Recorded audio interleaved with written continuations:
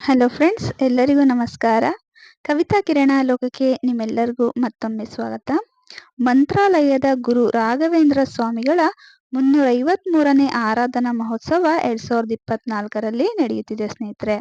ಮಂಗಳವಾರದಿಂದ 3 ದಿನಗಳ ಕಾಲ ನಡೆಯಲಿದೆ. ಅಂದ್ರೆ ಇಂದಿನಿಂದ ಗುರುವಾರದವರೆಗೂ ಕೂಡ ಗುರುಗಳ ಆರಾಧನೆ ನಡೆಯುವಂಥದ್ದು ಬಹಳಷ್ಟು ವಿಶೇಷ. ಗುರುಗಳು ಬೃಂದಾವನವನ್ನ ಪ್ರವೇಶಿಸಿದ ಈ ದಿನವನ್ನ ದೇಶ ವಿದೇಶಗಳಲ್ಲಿ ಅದ್ದೂರಿಯಾಗಿ ಆಚರಣೆಯನ್ನ ಮಾಡಲಾಗುತ್ತೆ. ಆಗಸ್ಟ್ 20ರಂದು ಪೂರ್ವಾರಾಧನೆಯನ್ನ, 21ನೇ ತಾರೀಕು ಬುಧವಾರದ ದಿನ ಮಧ್ಯಾರಾಧನೆ, ಹಾಗೆಯೇ 22ನೇ ತಾರೀಕು ಉತ್ತರಾರಾಧನೆಯನ್ನ ನಡೆಸಲಾಗುತ್ತೆ. 16ನೇ ಶತಮಾನದ ಸಂತರು ಮತ್ತು ಗುರುಗಳಾದ ಶ್ರೀ ರಾಘವೇಂದ್ರ ಸ್ವಾಮಿಗಳು ವೈಷ್ಣವ ಧರ್ಮವನ್ನ ಪ್ರತಿಪಾದಿಸಿದ್ದು, ಮಧ್ವಾಚಾರ್ಯರ ದ್ವೈತ ತತ್ವವನ್ನ ಜನಪ್ರಿಯಗೊಳಿಸಿದರು. ಗುರುಗಳು ಬೃಂದಾವನ ಪ್ರವೇಶಿಸಿರುವ ಕ್ಷೇತ್ರವಾಗಿರುವ ಮಂತ್ರಾಲಯದಲ್ಲಿ ಗುರುಗಳ ಆರಾಧನೆಯನ್ನ ಆಗಸ್ಟ್ 20ನೇ ತಾರೀಕಂದು ನಡೆಸಲಾಗುತ್ತೆ. ಗುರುಗಳ ಆರಾಧನೆ ಅಂದ್ರೆ ಏನು ಅಂತ ನಾವು ತಿಳ್ಕೊಳ್ಳೋಣ ಸ್ನೇಹಿತರೆ. ರಾಘವೇಂದ್ರ ಸ್ವಾಮಿ ಆರಾಧನೆ ಎಂದ್ರೆ ರಾಯರು ಜೀವಂತವಾಗಿ ಬೃಂದಾವನವನ್ನ ಪ್ರವೇಶಿಸಿರುವ ದಿನ. ದೇಶ ವಿದೇಶಗಳಲ್ಲಿ ಆಚರಿಸಲ್ಪಡುವ ಗುರುಗಳ ಆರಾಧನೆಯು ಹೆಚ್ಚಿನ ಮಠಗಳು ಮತ್ತು ಸಂಸ್ಥೆಗಳಲ್ಲಿ ಪೂರ್ವಾರಾಧನೆಯಿಂದ ಪ್ರಾರಂಭವಾಗುತ್ತದೆ.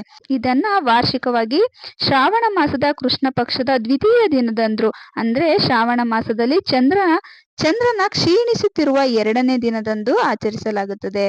ರಾಘವೇಂದ್ರ ಸ್ವಾಮಿಯು ವಿಷ್ಣುವಿನ ಶ್ರೇಷ್ಠ ಭಕ್ತರು ಅಂತಾನೆ ಹೇಳ್ಬಹುದು. ರಾಯರನ್ನ ನಾವೆಲ್ಲರೂ ಕೂಡ ಪೂಜಿಸಿ ಆರಾಧನೆಯನ್ನ ಮಾಡಿದ್ರೆ ರಾಯರು ಕೂಡ ವಿಷ್ಣುವಿನ ಪರಮ ಭಕ್ತರಾಗಿದ್ದು ವಿಷ್ಣುವನ್ನ ಪೂಜೆಯನ್ನ ಮಾಡ್ತಿದ್ರಂತೆ. 1621ರಿಂದ 1671ರವರೆಗೆ ಅವರು ಶ್ರೀ ಮಧ್ವಾಚಾರ್ಯರು ಸ್ಥಾಪಿಸಿದ ಶ್ರೀಮಠದ ಮುಖ್ಯಸ್ಥರಾಗಿದ್ರು.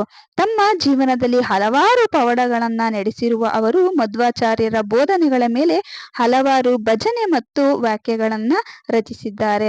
ಗುರು ಶ್ರೀ ರಾಘವೇಂದ್ರ ಸ್ವಾಮಿಗಳು 1671ರಲ್ಲಿ ಸಮಾಧಿಯನ್ನ ಪ್ರವೇಶಿಸಿದರು. ಅವರ ಸಮಾಧಿ ಸ್ಥಳವನ್ನ ಬೃಂದಾವನ ಅಂತ ಕರೆಯಲಾಗುತ್ತದೆ. ಮಂತ್ರಾಲಯದಲ್ಲಿದೆ ಸ್ನೇಹಿತರೆ. ಇದು ಪ್ರತಿಯೊಬ್ಬರಿಗೂ ಕೂಡ ಗೊತ್ತಿರುವಂತ ವಿಚಾರವೇ.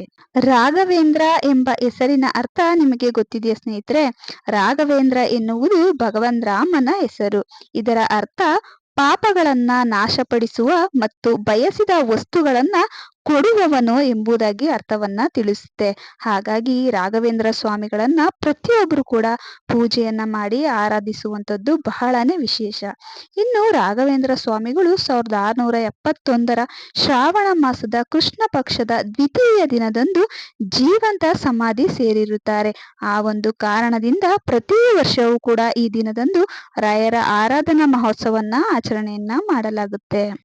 ಗುರು ರಾಘವೇಂದ್ರ ಸ್ವಾಮಿಗಳು ನುರಿತ ಸಂಗೀತಗಾರ ಮತ್ತು ಶ್ರೇಷ್ಠ ವಿದ್ವಾಂಸರಾಗಿದ್ದರೂ ಕೂಡ ಇವರು ಯಾರ ಬಳಿಯೂ ಕೂಡ ಸೇವೆಗೆ ಹಣವನ್ನ ಕೇಳ್ತಿರ್ಲಿಲ್ವಂತೆ. ಇದರಿಂದಾಗಿ ಅವರು ತುಂಬಾನೇ ಕಡು ಬಡತನದಲ್ಲಿ ಜೀವನವನ್ನ ಸಾಗಿಸ್ತಿದ್ರಂತೆ. ಆದ್ರೂ ಕೂಡ ಭಗವಂತನ ಮೇಲೆ ಅಚಲವಾದ ನಂಬಿಕೆಯನ್ನ ಇಟ್ಟಿರುವಂತವರು ರಾಯರು. ರಾಘವೇಂದ್ರ ಸ್ವಾಮಿಗಳ ಅಂತಿಮ ಸಂದೇಶ ಏನಾಗಿತ್ತು ಅಂತಾನೂ ಕೂಡ ನಾವು ತಿಳ್ಕೊಳ್ಳೋಣ ಸ್ನೇಹಿತರೆ. ಸಮಾಧಿ ಪಡೆಯುವ ಮುನ್ನ ಗುರುಗಳು ತಮ್ಮ ನಿತ್ಯದ ವಿಧಿವಿಧಾನಗಳನ್ನ ಅನುಸರಿಸಿ ಭಕ್ತರಿಗೆ ತಮ್ಮ ಕೊನೆಯ ಪ್ರವಚನವನ್ನ ನೀಡಿದ್ರು. ಆ ವೇಳೆ ಅವರು, ನಾನು ನನ್ನ ದೇಹವನ್ನು ಮಾತ್ರ ತ್ಯಜಿಸುತ್ತೇನೆ, ಎಲ್ಲರ ಯೋಗಕ್ಷೇಮವನ್ನು ಕೂಡ ಕಾಪಾಡಲು ಭೌತಿಕವಾಗಿ ನಾನು ಇರುತ್ತೇನೆ. ಯಾರು ನನ್ನ ಶ್ರದ್ಧಾಭಕ್ತಿಯಿಂದ ಪೂಜೆಯನ್ನ ಮಾಡಿ ಸ್ಮರಣೆಯನ್ನ ಮಾಡ್ತಾರೋ ಸದಾ ಕಾಲ ಅವರನ್ನ ರಕ್ಷಿಸುತ್ತೇನೆ ಅಂತ ಸಂದೇಶವನ್ನ ನೀಡಿದ್ರಂತೆ ಗುರುರಾಯರು. ಈ ಒಂದು ಗುರುರಾಯರ ಸಂದೇಶಕ್ಕಾಗಿಯೇ ಗುರುರಾಯರು ದೈಹಿಕವಾಗಿ ಇಲ್ಲದಿದ್ರು ಅವರು ಭೌತಿಕವಾಗಿ ನಮ್ಮ ಜೊತೆಯಲ್ಲೇ ಇದ್ದಾರೆ, ನಮ್ಮನ್ನು ಸದಾ ಕಾಲ ರಕ್ಷಣೆಯನ್ನ ಮಾಡುತ್ತಾರೆ ಎಂಬುವ ನಂಬಿಕೆಯಿಂದ ಗುರುಗಳ ಆರಾಧನೆಯನ್ನ ಮಂತ್ರಾಲಯದಲ್ಲಿ ಅದ್ದೂರಿಯಾಗಿ ಪ್ರತಿ ವರ್ಷವೂ ಕೂಡ ಆಚರಣೆಯನ್ನ ಮಾಡಲಾಗುತ್ತೆ. ಕಲಿಯುಗದ ಕಾಮಧೇನು ಅಂತಲೇ ಪ್ರಸಿದ್ಧಿಯನ್ನ ಪಡೆದ ಮಂತ್ರಾಲಯದ ರಾಘವೇಂದ್ರ ಸ್ವಾಮಿಗಳ ಆರಾಧನಾ ಮಹೋತ್ಸವ ಮಂತ್ರಾಲಯದಲ್ಲಿ ಭಾನುವಾರವೇ ಆರಂಭಗೊಂಡಿದೆ. ಆಗಸ್ಟ್ 24ರವರೆಗೆ ನಡೆಯಲಿದೆ ಸ್ನೇಹಿತರೆ. ಈ ಸಂದರ್ಭದಲ್ಲಿ ರಾಯರ ಉತ್ಸವ ಮೂರ್ತಿಯ ಬಲಿ, ರಥೋತ್ಸವ, ಗೋಪೂಜೆ, ಗಜಪೂಜೆ ಮತ್ತಿತರ ಪೂಜೆಗಳು ನಡೆಯುತ್ತವೆ. ಇದಕ್ಕೂ ಮೊದಲು ಧ್ವಜಾರೋಹಣವನ್ನ ನಡೆಸಿ ಮಹಾರಥೋತ್ಸವಕ್ಕೆ ಚಾಲನೆಯನ್ನ ನೀಡಲಾಗುತ್ತದೆ. ಪೂರ್ವ ಆರಾಧನೆಯ ದಿನದಂದು ಸಿಂಹವಾಹನ ಸವಾರಿಯನ್ನ ಮಾಡಲಾಗುತ್ತದೆ. ಅಂದ್ರೆ ಮಂಗಳವಾರ ಪೂರ್ವಾರಾಧನೆ ಇರುತ್ತೆ, ಇದರಲ್ಲಿ ಸಿಂಹವಾಹನ ಸವಾರಿಯನ್ನ ಮಾಡಲಾಗುತ್ತದೆ. ಇನ್ನು ಬುಧವಾರ ಮಧ್ಯ ಆರಾಧನಾ, ಈ ದಿನದಲ್ಲಿ ಮಹಾಪಂಚಾಮೃತ ಅಭಿಷೇಕವನ್ನ ಮಾಡಲಾಗುತ್ತದೆ. ಇನ್ನು ಗುರುವಾರ ಉತ್ತರ ಆರಾಧನೆ ನಡೆಯಲಾಗುತ್ತೆ. ಈ ದಿನದಂದು ಸ್ವರ್ಣ ರಥೋತ್ಸವವನ್ನ ನಡೆಸಲಾಗುತ್ತದೆ. ಮಠವು ಪ್ರತಿ ವರ್ಷವೂ ಕೂಡ ಸಮಾಜ ಸೇವೆ ಮಾಡಿದ ಗಣ್ಯರಿಗೆ ಶ್ರೀ ರಾಘವೇಂದ್ರ ಅನುಗ್ರಹ ಪ್ರಶಸ್ತಿಗಳನ್ನ ನೀಡಿ ಗೌರವಿಸುತ್ತೆ.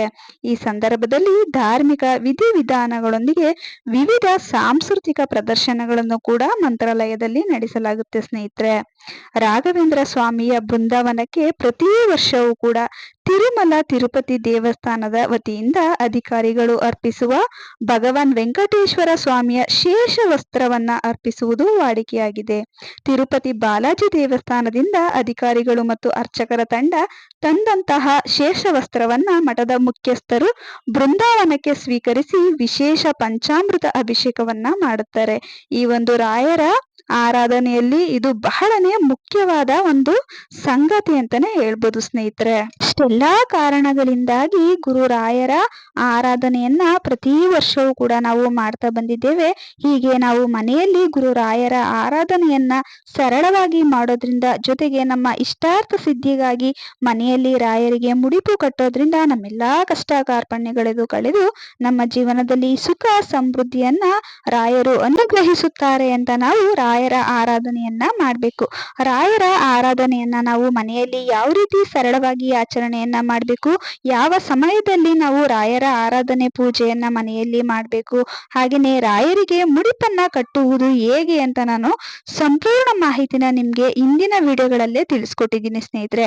ಅದೇ ರೀತಿ 3 ದಿನಗಳ ಕಾಲ ಈ ಒಂದು ರಾಯರ ಆರಾಧನೆಯನ್ನ ಮಾಡಬೇಕು. ಯಾವ ರೀತಿ ಉಪವಾಸವಿದ್ದು ಸಂಕಲ್ಪವನ್ನ ಮಾಡಿಕೊಂಡು ಮಂತ್ರ ಸಹಿತ ನಾವು ರಾಯರಿಗೆ ಪೂಜೆಯನ್ನ ನಾವು ಅರ್ಪಿಸ್ಬೇಕು ಅಂತಲೂ ಕೂಡ ನಾನು ಹಿಂದಿನ ವಿಡಿಯೋಗಳಲ್ಲಿ ನಿಮ್ಗೆ ಸಂಪೂರ್ಣವಾದ ಮಾಹಿತಿನ ಪ್ರತಿಯೊಂದನ್ನು ಕೂಡ ತಿಳಿಸ್ಕೊಟ್ಟಿದ್ದೀನಿ ಸ್ನೇಹಿತರೆ.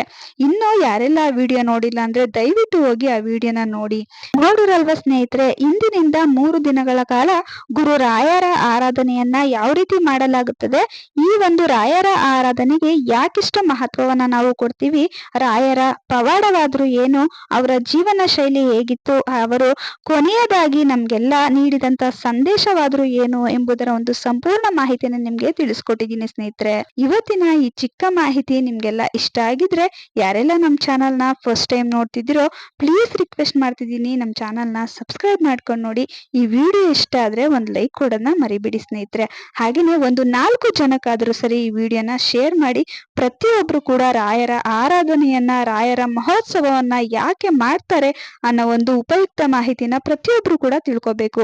ಹಾಗಾಗಿ ಈ ಒಂದು ಉಪಯುಕ್ತ ಮಾಹಿತಿನ ಒಂದು 4 ಜನಕ್ಕೆ ಶೇರ್ ಮಾಡಿ. ಮುಂದಿನ ವಿಡಿಯೋಗಳಲ್ಲಿ ನಾನು ಹೆಚ್ಚಿನ ಮಾಹಿತಿಯೊಂದಿಗೆ ನಿಮ್ಗೆ ಸಿಗ್ತೀನಿ. ಅಲ್ಲಿವರೆಗೂ ನಮ್ಮ ಚಾನಲ್ ಇರುವಂತ ಪ್ರತಿಯೊಂದು ಉಪಯುಕ್ತ ಮಾಹಿತಿನ ನೋಡ್ತೀರಿ, ನಮ್ಗೆ ಹೀಗೆ ಸಪೋರ್ಟ್ ಮಾಡ್ತೀರಿ. Thank you.